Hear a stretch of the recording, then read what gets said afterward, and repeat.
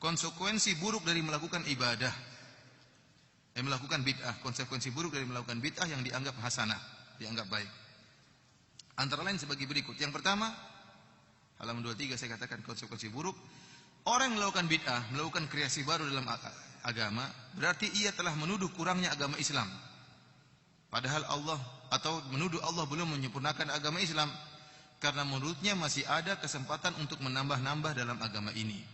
Ini konsekuensi dari orang melakukan bid'ah, berarti seakan-akan dia menganggap agama belum sempurna, maka dia tambah-tambahin. Jadi seakan-akan yang benar harusnya ayatnya turun, Islam tidak akan sempurna sampai munculnya ahlul bid'ah yang terakhir. Kalau sudah muncul ahlul bid'ah penutup, baru sempurna agama ini. Kenapa? Karena masih ada proses penambahan. Agama ini belum sempurna, masih ada proses apa? Penambahan. Kapan penambahan agama ini selesai? Sampai muncul ahlul bid'ah yang terakhir, kreator yang terakhir, kemudian dia meninggal, baru itu sempurna agama. Selama masih ada kreator-kreator yang lain, maka agama belum sempurna, harus ditempel lagi, harus disempurnakan, ditempel. Ini konsekuensi dari kreasi-kreasi bid'ah.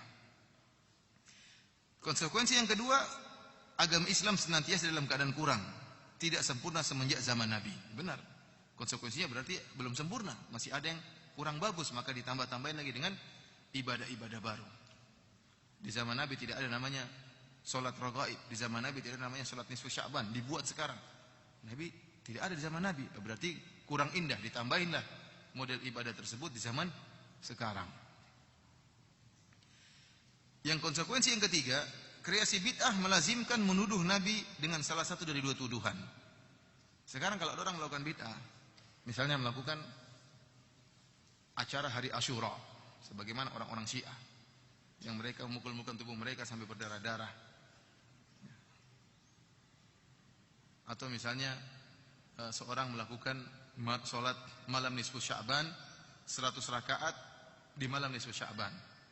Yang salat ini diingkari oleh, saya ulangi lagi, salat malam nisfu Sya'ban 100 rakaat di malam nisfu Sya'ban ini dikatakan oleh Al-Imam Nawawi rahimahullah sebagai bid'ah yang mungkar, bid'ah yang buruk, yang mungkar, yang tidak pernah diajarkan oleh Nabi dan para sahabatnya. Kita tanya sama orang yang melakukan salat ini, kita katakan, ya akhi, Anda sekarang melakukan salat 100 rakaat di malam nisfu Sya'ban. Amalan ini diketahui oleh Nabi atau tidak?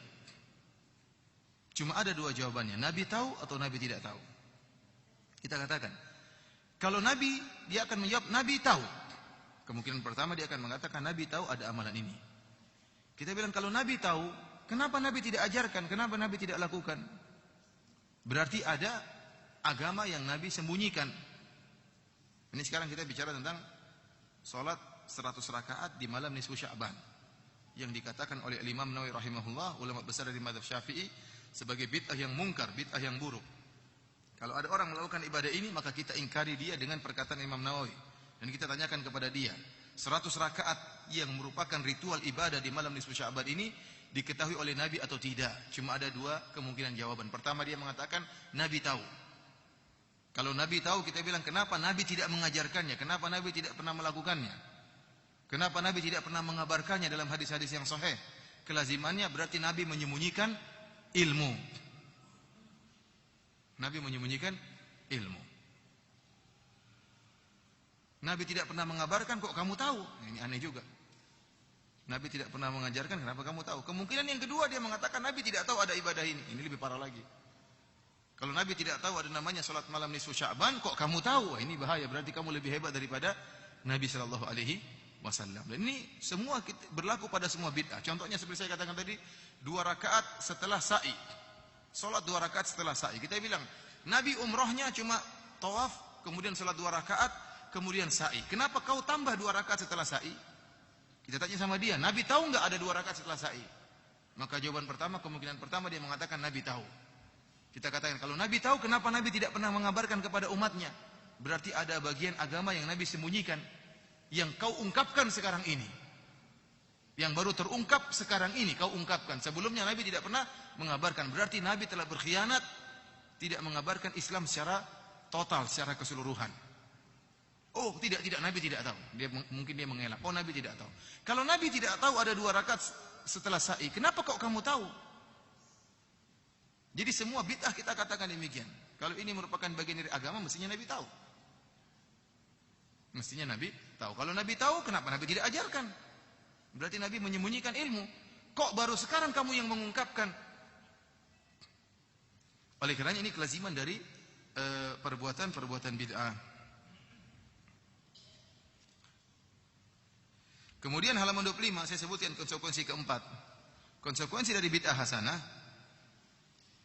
berarti Nabi dan para sahabat dan juga para salafus saleh, mereka tidak pernah melaksanakan ibadah ini sehingga mereka terluputkan dari pahala ibadah ini. Seperti tadi contohnya, salat 100 rakaat di malam nisfu Sya'ban. Nabi tidak pernah mengerjakan, para sahabat tidak pernah mengerjakan. 4 imam mazhab tidak pernah mengerjakan. Berarti mereka semua dulu terluputkan dari pahala ini, sedangkan kamu tidak terluputkan kepada kamu. Berarti hebat kamu. Nabi dan para sahabatnya dan juga para imam mazhab mereka tidak pernah mendapatkan pahala solat ini karena mereka tidak pernah solat dengan solat 100 rakaat malam nisfu Sya'ban.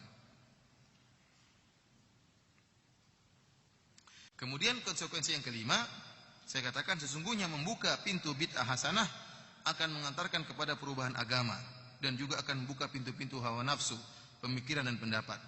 Karena seluruh pelaku bid'ah akan berkata, apa yang aku bawa ini adalah perkara yang baik. Dan ini konsekuensinya demikian. Ini benar. Kalau orang-orang bebas melakukan bid'ah, maka tidak ada yang bisa kita ingkari. Ada yang bikin solat ini, ada yang bikin solat anu, ada yang bikin zikir ini. Zikirnya gimana? Hu. Kenapa? Oh, bagus menurut saya. Saya lebih tentram kalau zikir saya hu. Ada yang la ilaha illallah, la ilaha illallah. Kenapa harus goyang kanan? Tentram saya kalau goyangnya ke kanan. Kenapa enggak ke kiri? Kurang bagus kalau ke kiri. Perasaan. Jadi beribadah dengan perasaan, tidak dengan dalil. Orang akan bebas melakukan ibadah. Saya mau bikin solat misalnya tahiyatul masjid berjamaah. Pingin solat tahiyatul masjid berjamaah, biar keren. Kita nggak bisa ngelarang. Menurut saya bagus. Kalau kita buka pintu ini, pintu kreasi dalam ibadah ini, maka akan membuka berbagai macam ritual agama sehingga akan mematikan sunnah yang sebenarnya merupakan ajaran Nabi Shallallahu Alaihi Wasallam. Akan muncul macam-macam solat. Ya. Akan muncul macam-macam solat, tata cara solat yang tidak pernah diajarkan oleh Nabi Shallallahu Alaihi Wasallam, tata cara zikir yang tidak pernah diajarkan oleh Nabi Shallallahu Alaihi Wasallam, tata cara berakidah, keyakinan yang tidak pernah diajarkan oleh Nabi Shallallahu Alaihi Wasallam, dan setiap kita katakan, dia akan mengatakan ini baik. Oleh karena saya katakan, orang yang membolehkan melakukan bid'ah dalam agama, dia tidak bakalan bisa mengingkari pelaku bid'ah yang lain. Tidak akan bisa diingkari. Contohnya orang-orang yang melakukan bid'ah seperti sholat malam nisfu Sya'ban 100 rakaat. Dia tidak akan bisa membantah orang-orang Syiah yang melakukan hari Asyura dengan memukul-mukulkan tubuh mereka dengan pedang dan rantai-rantai sehingga berlumuran darah di kepala mereka dan badan-badan mereka. Kenapa? Sholat malam nisfu Sya'ban sama acara orang-orang Syiah yang membuat tubuh mereka berdarah sama-sama bid'ah. Sama-sama kreasi. Maka mereka yang melakukan sholat malam nisfu Sya'ban ini tidak bisa mengingkari orang-orang Syiah. Kenapa? Kalau orang Syiah ditanya, kenapa kalian melakukan hal ini? Ini kebodohan. Mukul-mukul tubuh sampai keluar darah ini merupakan kebodohan. Mereka akan mudah dengan menjawab, kami melakukan ini adalah kebaikan. Karena kami ingin merasakan kepedihan dan kepiluan, kesakitan yang dirasakan oleh Al-Husain. Tujuan mereka baik. Mereka mukul-mukulkan tubuh supaya kata mereka kita bisa merasakan penderitaan yang dirasakan oleh Al-Husain bin Ali bin Abi Thalib tatkala dibunuh di Karbala. Radhiyallahu taala anhu. Ya. Oh, itu tidak baik lah. Tidak bisa. Menurut kami baik. Menurut kami baik. Oleh karena saya katakan orang yang bolehkan melakukan bid'ah hasanah, ya, kreasi dalam ibadah, maka akan memunculkan berbagai macam aliran dan mereka tidak bisa saling menyalahkan. Masing-masing bebas. Karena dasar hukumnya adalah menurut saya, perasaan saya baik, maka saya berhak melakukannya.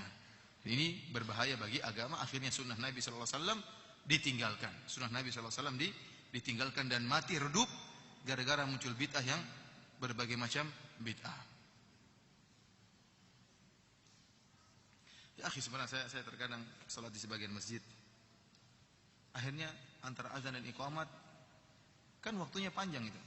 Antara azan dan iqamat. Ada senandung-senandung saya dengar mengganggu sekali.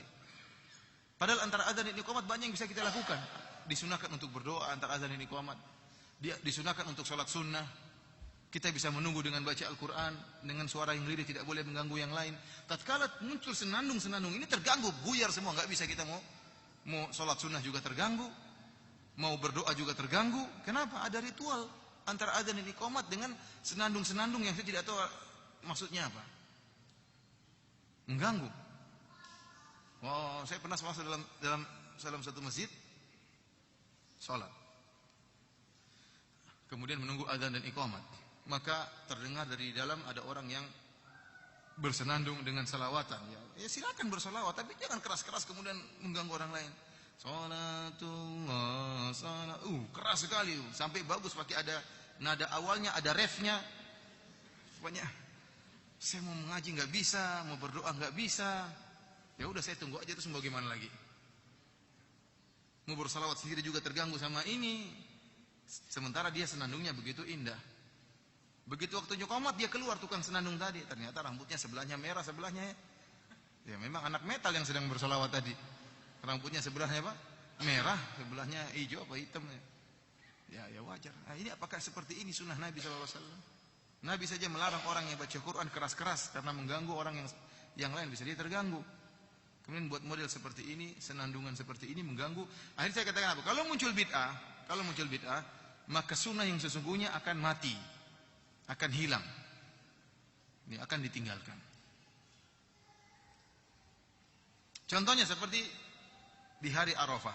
Di hari Arafah disunnahkan setelah sholat zuhur dan sholat asar di jamak takdim, maka disunnahkan semua orang berzikir dan berdoa kepada Allah Subhanahu wa Ta'ala. Sampai kapan? Sampai terbenam matahari, sampai maghrib. Muncul bid'ah yang dilakukan oleh sebagian jemaah haji, mereka cari Jabal Rahmah. Maka mereka berjalan menganggap bahwasanya kalau beribadah di Jabal Rahmah dapat pahala, padahal tidak pernah dilakukan oleh Nabi dan tidak pernah dilakukan oleh para sahabat. Muncul bid'ah di musim haji. Orang-orang berbondong-bondong ke Jabal Rahmah, kemudian naik ke atas ambil batunya, kemudian sholat di atas. Ini tidak pernah dicontohkan. Sehingga akhirnya apa? Waktunya habis. Nyari-nyari Jabal Rahmah. Ini jalan mungkin 1 jam, mungkin bola-balik 2 jam atau 3 jam. 3 jam ini kalau buat doa sudah banyak yang bisa diminta. Meminta rezeki, meminta utang lunas, meminta istri lagi juga bisa. Banyak yang bisa diminta 3 jam ini. Gara-gara dia sibuk dengan apa? Dengan pergi ke Jabal Rahmah yang tidak pernah dicontohkan oleh Nabi SAW, sehingga sunnah yang seharusnya dikerjakan oleh jamaah haji berdoa dengan khusyuk kepada Allah hilang gara-gara itu. Nabi SAW sendiri tidak pernah naik ke atas Jabal Rahmah. Belum lagi ada keyakinan-keyakinan seperti ngambilin batunya, mengambil pasirnya, nulis-nulis di situ, tinggalkan KTP di situ, tinggalkan foto di situ. Buat apa seperti ini? Akad nikah di Jabal Rahmah, buat apa akad nikah di Jabal Rahmah? Jauh-jauh, kurang kerjaan. Ini bid'ah keyakinan orang berkreasi seenak-enaknya, berkreasi dalam ibadah, berkreasi dalam akidah, sebebas-bebasnya. Sampai saya sendiri lihat dengan mata kepala saya sendiri bagaimana seorang sholat sujud menghadap Jabal Rahmah. Padahal Ka'bah sebelah sana dia menghadap Jabal Rahmah. Ditegur marah-marah. Kiblat sana, dia nggak peduli, dia tetap mau menghadap apa? Jabal Rahmah. Ini kalau sudah muncul bid'ah, maka sunnah itu akan tertutupi.